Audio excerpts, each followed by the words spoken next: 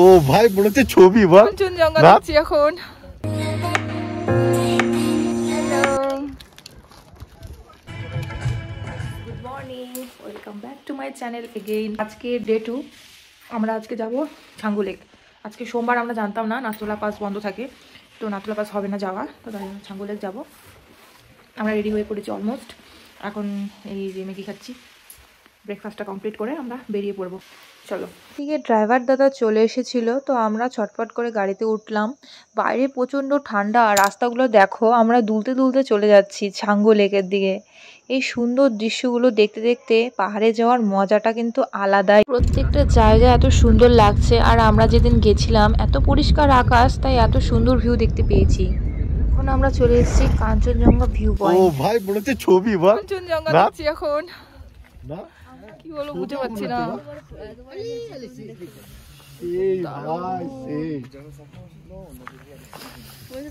এখানে ওয়েদার এত ভালো রয়েছে যে আমরা একটু দাঁড়িয়ে ফটো তুলে নিলাম। রুম থেকে দেখা যাচ্ছিল, বাট এতটা কাছে থেকে দেখবো এটা ভাবিনি।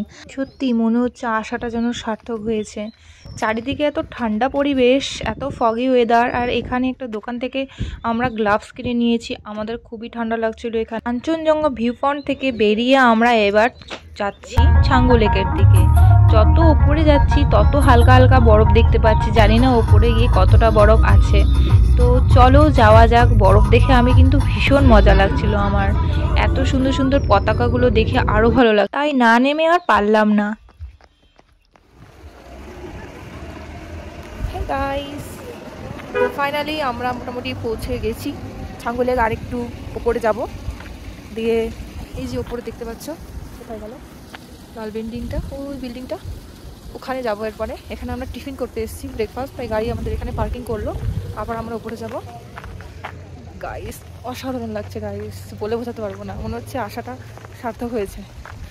আর বরফ পড়ে আছে ওদিকে পাহাড়ে, একটু একটু বরফ পড়ে আছে, দেখতে পাচ্ছ। চলো। হে গাইস, তো ফাইনালি চলে এসেছি ছাঙ্গু লেকে। এদিকটা একটু জমে আছে, বরফ হয়ে আছে, সামান্য বরফ আছে একটু। ওয়াও গাইস, কিন্তু রাস্তাঘাট ফাঁকা, লোকজন বেশি নেই।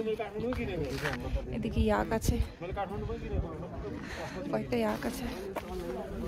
চলো দেখাই আমাদেরকে, পেছন ক্যামেরা করে দেখাই। এখানে এই সাইডটা একটু জলটা জমে আছে, আর ওদিকটা এত সুন্দর লাগছিল। ক্যামেরাতে জানি না কতটা নিয়েছে, খুব চকচক করছিল জলগুলো। আমরা যখন গেছিলাম তখন খুব একটা বরফ ছিল না, কিন্তু আকাশ বেশ পরিষ্কার ছিল।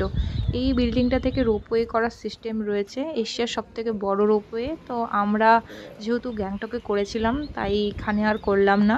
হাতে সময়ও খুব কম ছিল, শরীরটা একটু একটু খারাপ করছিল। রাস্তাঘাটগুলো কিন্তু ভীষণ পরিষ্কার, জিগজ্যাগ লাইন। এরপর আমি বরফ নিয়ে একটু খেলা করলাম। বেশি বরফ ছিল না, সব বরফগুলো জমে গেছিলো, তাও একটু খুঁচিয়ে খুঁচিয়ে যে কটা বরফ পেলাম নিয়ে একটু খেলা করলাম। খুবই ভালো লাগছিল। হাত ভীষণ জমে গেছিলো, তবুও খেলতে ইচ্ছে করছিল। এরপর আমরা ইয়াক রাইড করলাম। হাই করো, হাই পিছন দিকে, খুশবুদি হাই করো। তোমরা চাইলেও ইয়াক রাইড করতে পারো, ভীষণ ভালো লাগবে। আমরা এখানে কিছুক্ষণ সময় কাটিয়ে ছবি টবি তুলে নিয়ে এরপর রওনা দিলাম বাবা মন্দিরের উদ্দেশ্যে, মানে নিউ বাবা মন্দির। চলে এসেছি নিউ বাবা মন্দির। তো এখন আমরা চলে এসেছি বাবা মন্দির। এটা হচ্ছে নিউ বাবা মন্দির। প্রচণ্ড ঠান্ডা এখানে, তার জন্য গ্লাভস পরে নিতে হচ্ছে আমাকে। চলো সাথে থাকো, দেখতে থাকো।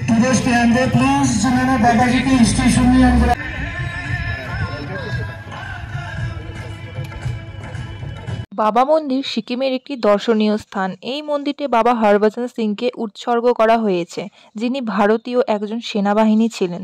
তিনি নাথুলা পাসের কাছে মারা যান, তাই তাকে শ্রদ্ধা জানানোর জন্য এই মন্দিরটি করা হয়েছে। এটি নিউ বাবা মন্দির, আর একটি আছে ওল্ড বাবা মন্দির।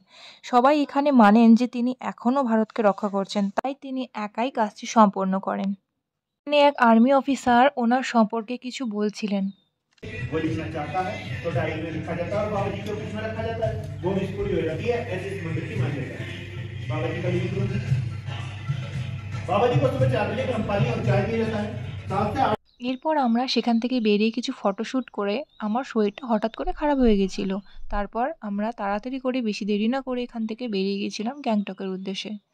তো আজকের এই ভিডিওটি কেমন লাগলো, ভালো লাগলে অবশ্যই লাইক অ্যান্ড কমেন্ট করে দিও অ্যান্ড সাবস্ক্রাইব তো অবশ্যই করে দিও। তো চলো দেখতে থাকো, সুস্থ থাকো ততদিন। আবার আসবো নতুন একটা ভিডিও নিয়ে। চলো টাটা।